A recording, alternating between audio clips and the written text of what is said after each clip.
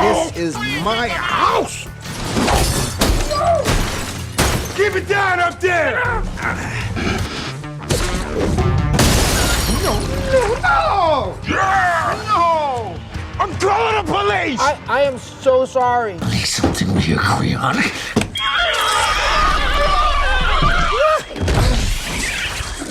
What in the world? All this crazy shit! Talk about projects you've done in the past. I can ask you, like, what it was like when you transformed into Venom.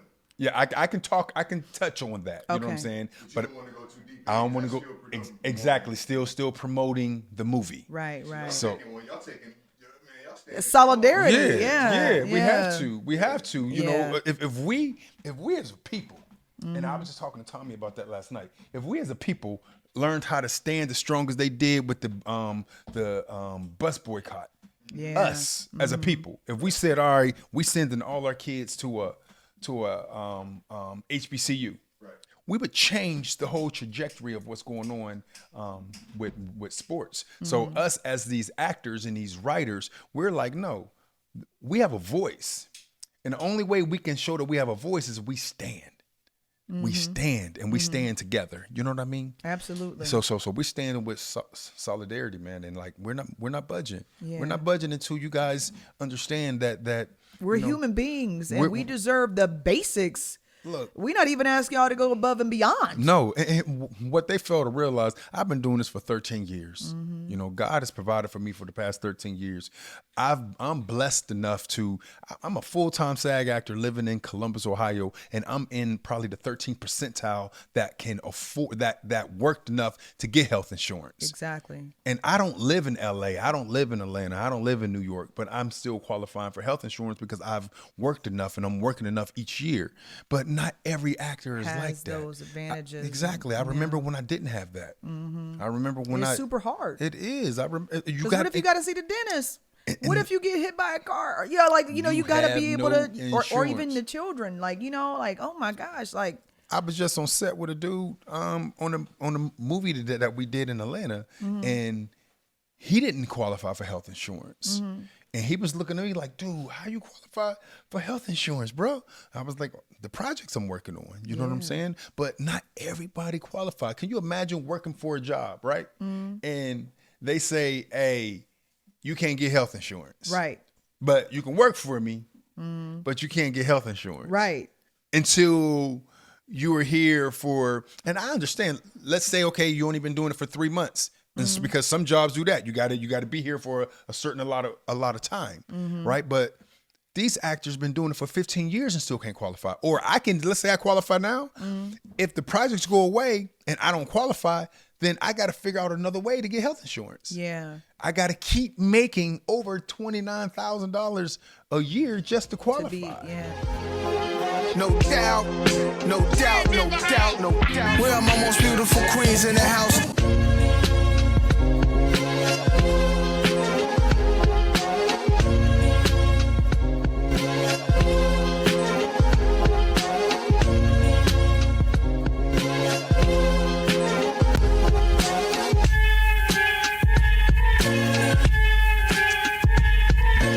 We're my most beautiful queens in the house. Welcome into the Queendom. I'm your host, Jamila, and this is the Queen's Address.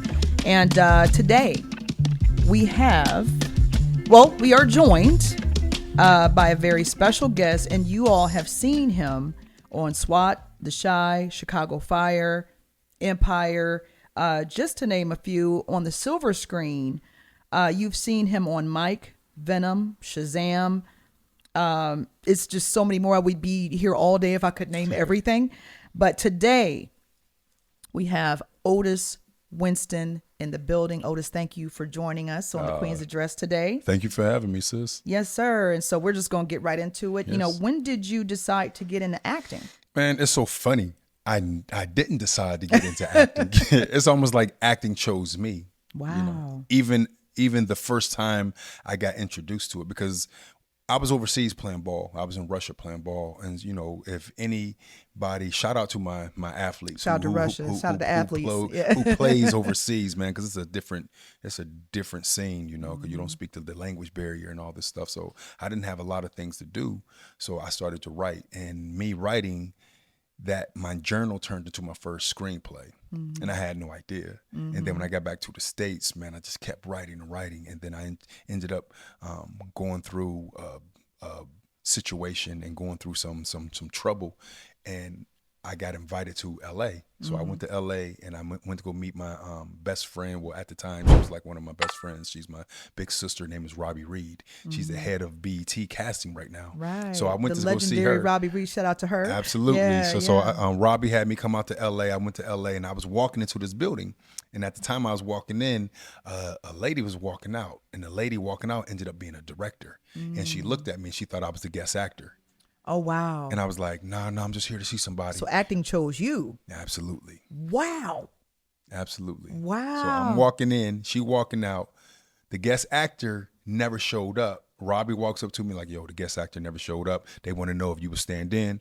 I stood in, and haven't looked back since. Haven't looked back since. Wow. Yo, that's crazy. But hey, look at God. Yeah. You know what I'm saying? Yeah. Because wow. And I was gonna just ask too, you have such a busy schedule. How has it been trying to balance all of your projects and your personal life? It's I've always been a busy type person. You got to remember, I was a 2-sport athlete at a Division I school. So I've never had a quarter off. When we were in school, we had quarters. We ain't had semesters. So I never had a quarter off. So my mind and my body is used to always doing, you know, but balance has always been key to me. It's almost like my personal life. I wake up, I read my word, I pray, I read my vision, then I meditate. That's my start of my day every single day, no matter what I did the night before or what happens. I start my day with that because that's my balance. So balance is key. So the way you balance it is by making sure the people who are in your life feel seen, feel important, and you make time for them, no matter what's going on. Right, right. Do you identify any actors within the industry as role models for you, or do you just kind of, you know? Absolutely. Like when I see, role model means something different to me. For example, I was on set and I got to work with the legendary, the amazing Felicia Rashad. Oh wow! And the Empire. Yeah. And to watch her work. Yeah. And to watch how she carried herself. The grace in between. Not just during, but in between. Oh, man. That changed how I view things. You know, I got to work with the legendary Danny Glover and got to see him, you know, and I got to work with so many people that I grew up watching. You know, I did a project with that amazing Pierce Brosnan, you know, and to watch these people move, Gerard Butler, Tom Hardy. It's just been so many people that I've worked with and just like recently, I worked on a project with Shamar Moore, and that brother is so gifted and talented. He's got a huge personality too. Man, and not just that though, he's very professional and he's into his craft. You know, to go from talent to producer and EPing a show that is like one of the most watched on its network is just amazing. So I get to see these type of people. You know, but I learned the most from watching my big brother who has carried me and mentored me through this business, and his name is Casey Hardenfield. Casey is the one that I believe God used to change the trajectory of my life. I believe everybody, every actor, writer, director, producer, I believe everyone needs a Casey Hardenfield or Robbie Reed in their life. Absolutely. Shout out to Casey and Robbie. I really believe that. Especially, like I said, Casey has just changed the trajectory of my life. Absolutely. Shout out to them. Yeah. Okay, absolutely. Now, I wanted to kind of like go into acting as an art form a little bit, and just, you know, we're going to take a little bit more of a deeper look of Otis Winston and your process and things like that. And so how would you personally approach a scene when you don't get along with your scene partner? It's like life. I mean, I'm an athlete. I played with people who didn't like me, and I probably didn't like them. It's a business, you know. Go and tell the It's- truth. Keep exactly. it real. Yeah. It's when we learn that it's about the bottom line and not my feelings, that's when we grow. I think the reason so many people struggle is they don't want to make money with people they don't like. I'm gonna make this money.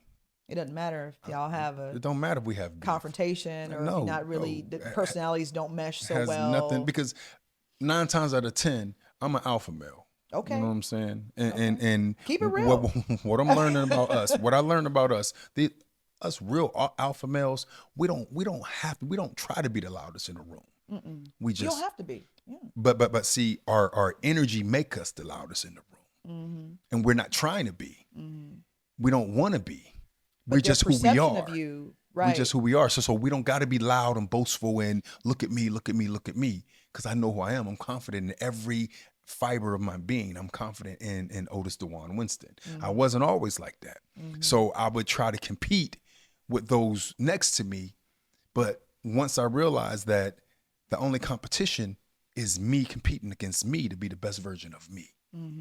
So if I'm working with somebody and we don't get along, all I do is be like, you know what, you go ahead and try to shine, bro. Right. Because So they cut. Okay. it's Yeah, you go to yeah. your chair, get you some water, and absolutely it's I It's mean, work. if they got an issue with me, it has to be something within them. Because if you how can you have an issue with me and you don't know me? exactly. How can I have an issue with you and I don't know you? Exactly.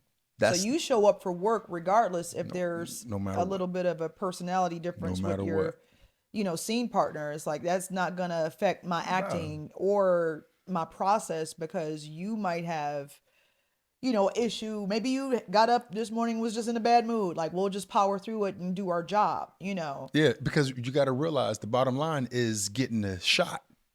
That's what's most important. That's the bottom Professionalism. line. Absolutely. Absolutely. So, and actually, the energy between us will make the scene even that more hot. Exactly. Especially if never it's know. one of those high emotion scenes. Absolutely. Absolutely. Absolutely. So, man, I don't got time. I mean, time is the one thing that I realized. People always say the most precious thing you can give somebody is love.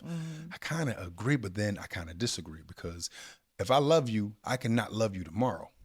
So I can take that love back because I don't love you no more.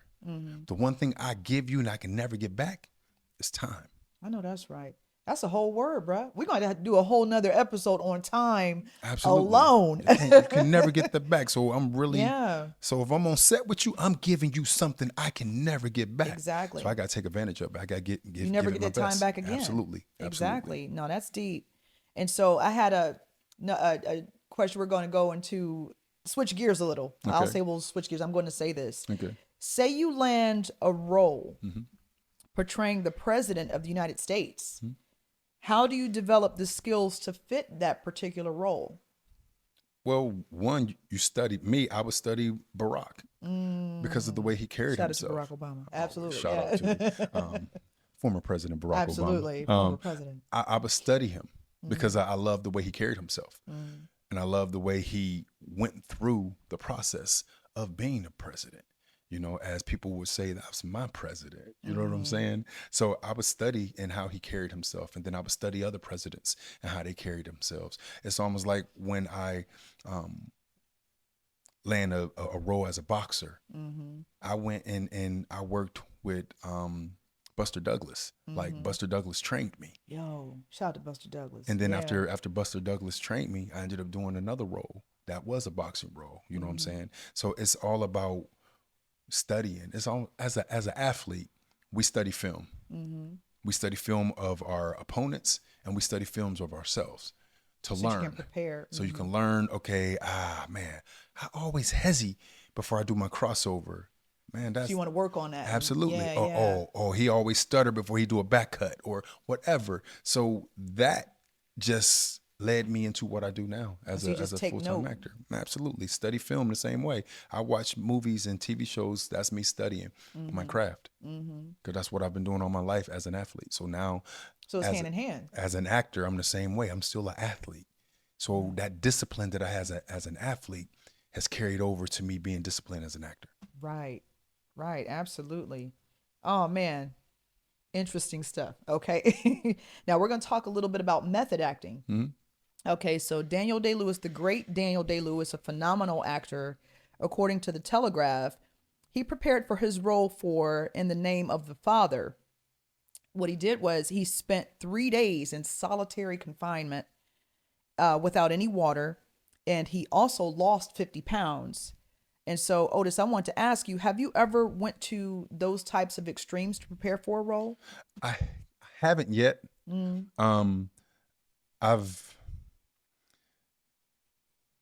thing that scared me a little bit about it was listening to Will talk about when he got into method acting and when he did the movie 6 Degrees of Separation and how he got so deep into it, he fell in love with his co-star. And method acting and getting so deep into it can really like scar you, you know, because you have to like debrief from it. You know, I remember, I think I heard a story of when the great Denzel played Malcolm X. You know what I'm saying? He had to go and detox.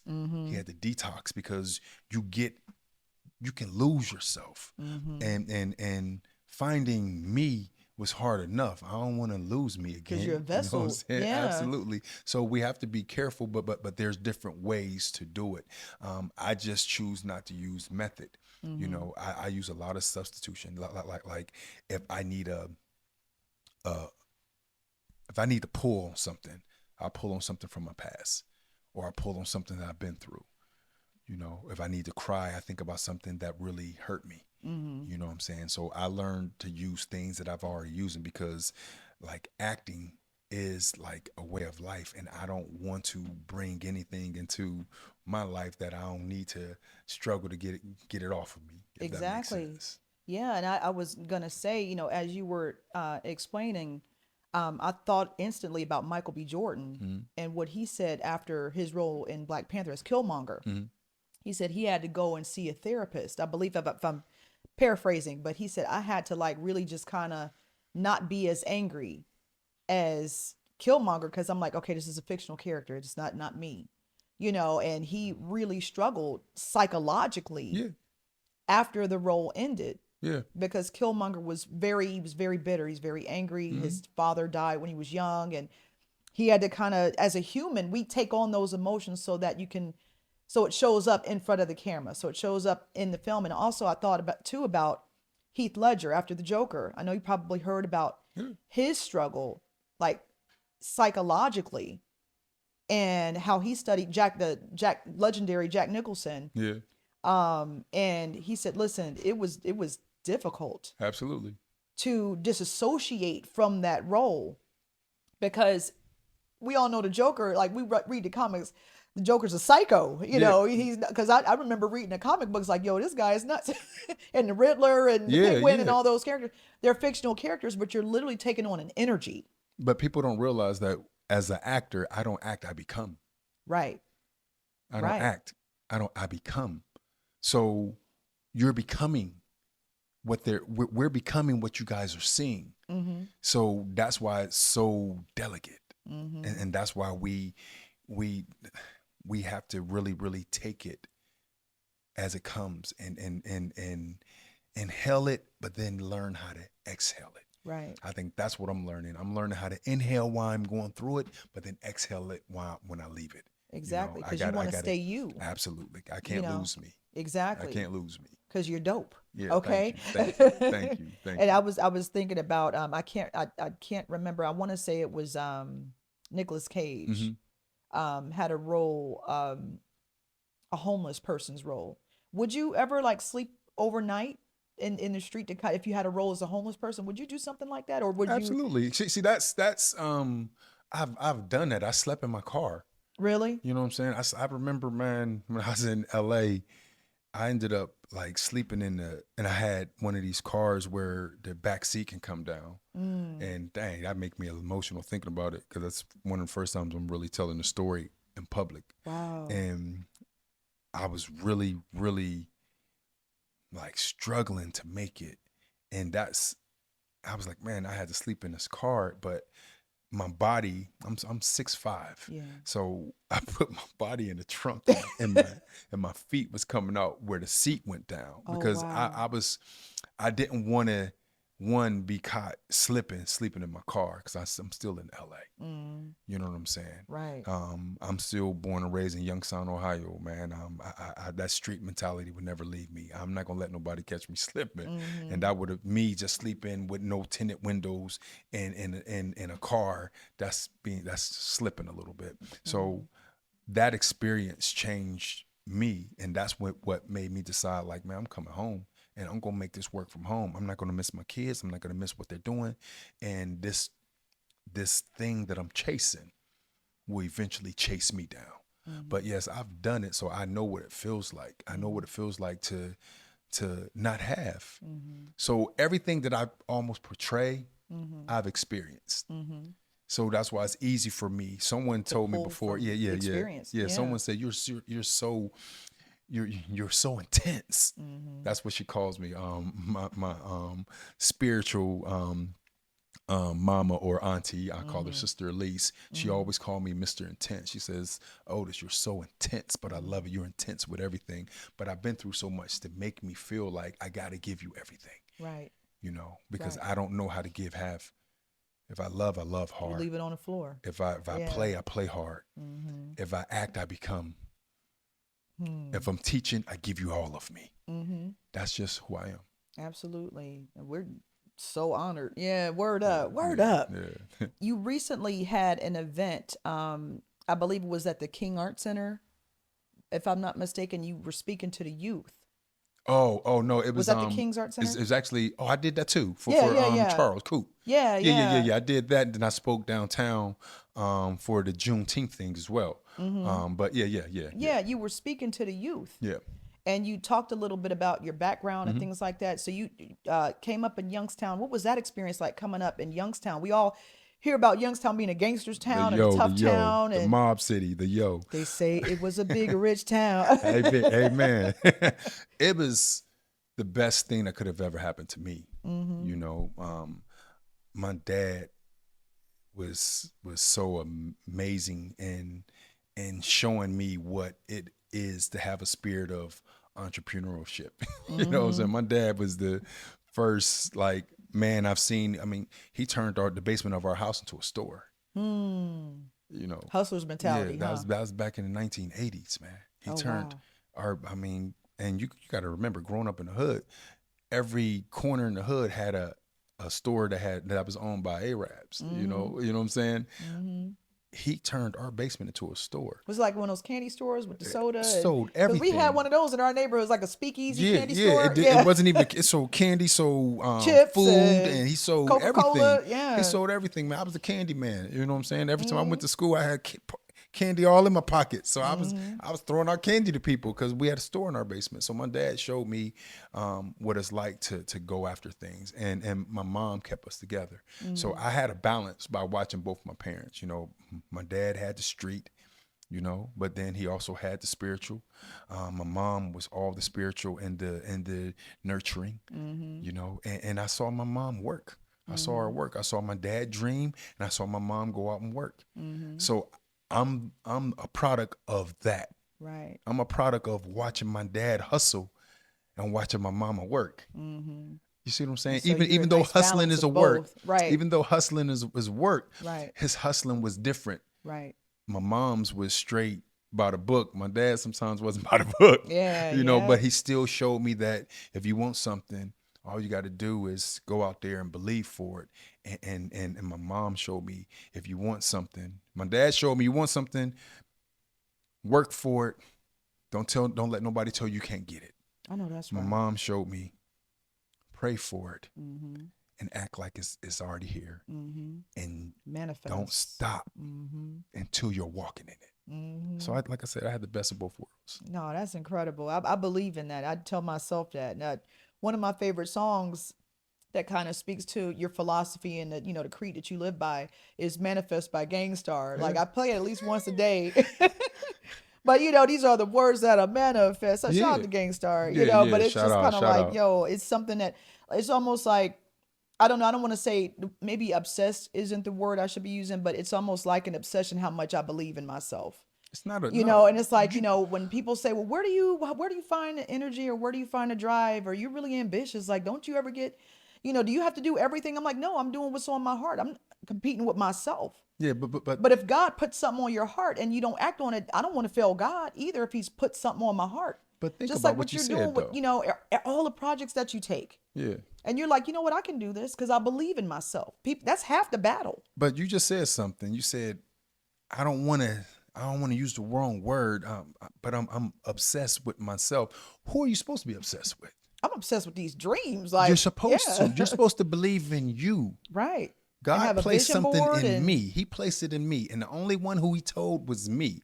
It ain't there. It's no one else's job to work towards my dream the way I work towards Because he it. gave you your assignment. He gave me this. So I'm supposed to be obsessed with that assignment. Mm-hmm. That assignment's supposed to keep me up at night. That's an obsession. And if it doesn't keep you up, and if it doesn't scare you, then it didn't come from him. It didn't come from him. I'm obsessed with doing what I'm doing. I'm obsessed with this acting, this writing, this speaking, this teaching, this living, this loving, this life. I'm obsessed with it. Because I know what it's like to not have. I know what it's like to not have. Mm-hmm. So yes, I'm gonna be obsessed with it. And yes, Absolutely. I'm gonna give it everything that I got. You know what I mean? Absolutely. So Otis, can you talk to us a little bit about what the writer strike is all about, along with the actor strike? There's so many strikes going on, and can you kind of tell the viewers what's really actually going on and why it's important for people to be informed about what's going on? Well, what's going on is that shout out to Fran Dresser for sticking up for all of us. You know, one of the biggest things was that you hear people talk about is the AI, you know, and how an extra can be scanned for a project and they make like what $170 for that day, and then their image can be used for eternity, for the rest until the world ends. You know what I'm saying? That, and they don't get paid, and they're not told about it. So you can just take that image. For example, me, I got scanned when I did Venom. So you can take a scan of me and they can use me in any other project that they want to use without telling me, without me getting paid for that. That's not fair, you know, because that's still my likeness. I mean, you see what's happening with college sports, name, image, likeness. So you're trying to tell me that college athletes are finally being able to get paid for their name, image, likeness, but now you're trying to say actors don't have to? Who, that's our name, our image, and our likeness is our brand. We get paid for people recognizing us on different shows. So I think it's very important. And then you talk about the healthcare. I heard that you got to make over $29,000 to be able to qualify for health insurance. Crazy to me. Yeah, it is. Now I've been blessed. Like the past 5 or 6 years, I've qualified. You know, and I'm a full-time SAG actor living in Columbus, Ohio.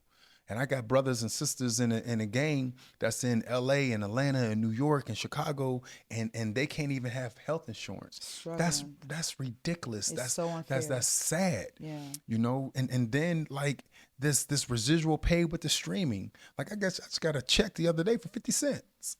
So yes, all my stuff is direct deposit, but 50 cents. Right. I mean, I can't Could've even bought buy a that piece of gum. at the candy store. Yeah. Exactly. So it's like we're not trying to say we want to be rich, but pay us what we're worth and what we deserve. You know, I live, breathe, eat, sleep, dream, drink this stuff. Like I sacrificed my time. Like as an actor, I can only speak for me. As an actor, a full-time SAG actor living in Columbus, Ohio. If I booked a lot of jobs in Chicago, and what people fail to realize is that when I book a job in Chicago, I treat it like a third shift because my call time is usually like 7 a.m. You know what I'm saying? So I'm working as a local. Right. So which means that they're not paying for my hotel. So you have to find that yourself. And not only that, what I learned to do is I treat it like a third shift. I go to sleep. I wake up around 7 p.m., 8 p.m., or sometimes 9 p.m. I jump in a car. I drive to Chicago. By the time I get there, it's call time. So you'll drive all night. Drive all night. Revolutionary. Get there. Work all Soldier. day. Get back in my car. Drive back home. let's say my son or my daughter or had a basketball or volleyball game, I would drive back home to catch their games because I didn't want to miss their games. So you committed. Yes, I'm not just committed. It's just I'm giving y'all everything. I'm giving y'all all parts of me to be in this thing. And you're gonna tell me that I shouldn't get paid for it. You're gonna tell me that what we're doing right now as a writer strike and an actor strike, that is not needed. It is needed. It is needed for people like me. You got to be heard. You got to be heard. Yeah. You got to be heard. I want to be able to make ends meet. I want to be able to take care of my family. This is what I've done for the past 13 years without an agent. Without an agent. And I'm sacrificing. I sacrifice my body because I do my own stunts. I'm sacrificing my time because I'm driving. I would drive to Atlanta. I remember before COVID hit and we had to do auditions. Oh my goodness. We had to do auditions in person. So if I got an audition all the way in Atlanta, I would have to drive 8 hours for an audition that I possibly wouldn't get. Wow. That's and commitment. So that's your gas. That's You my have to gas, put my time, miles my on your effort, car. Yeah. my energy. Tires. Yes, but that's what I want. Right. You know what I'm right. saying? So right. It's that's self-sacrifice. It is. It is. So this strike is for people like myself to be heard. You know, I got like 17 residual checks in my SAG account right now, but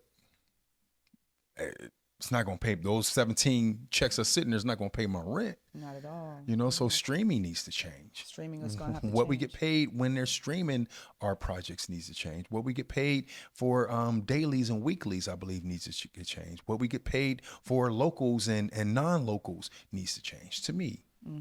You know, so shout out to our SAG. Our SAG is standing. We're standing unified. I'm not budging. Yeah. I'm not budging. They tell me where I need to be. I'm going to be there because I believe in us and I believe that it needs to change. Absolutely. What would you like to see happen after the strike, after you've made your voice heard, after everything's happened? What would you like to see change for good that you don't ever have to deal with again or revisit? What would you like to see happen? Fairness. You know, Fairness. I believe that people shouldn't have to make $29,000 or whatever it takes to get health insurance. You know, it's almost like when I worked in corporate America for a long time before I got into acting. And I understood having to work that job for like 3 months before you qualify for health insurance because they want to make sure you're not just going to quit or whatever. But if you've been doing this acting thing for over a year, 2 years, 3 years, 4 years in, and you still got to qualify for health insurance by making $29,000 a year, that's not fair. So I would love to see that change.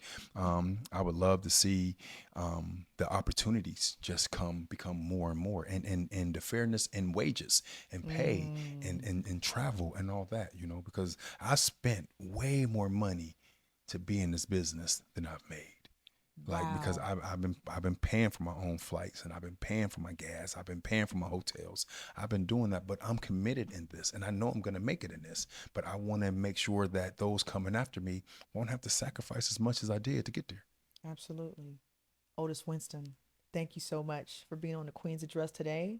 Thank you for Shout having out. me. Absolutely. Thank you for tuning in and we'll see you next time. Peace and love. Queens in the house.